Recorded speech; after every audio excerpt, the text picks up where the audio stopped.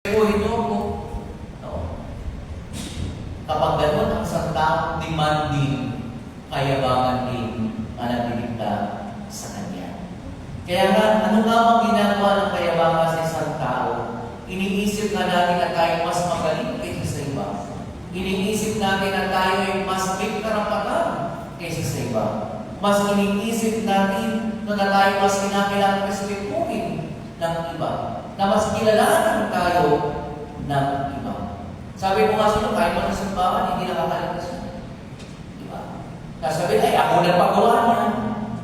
Ako nagbigay niya. Ako lang gusto niya. Di ikaw na. Maganda ko ng ating pag-uugali, kayabangan ang nag-indika at nagsasalita sa iyo.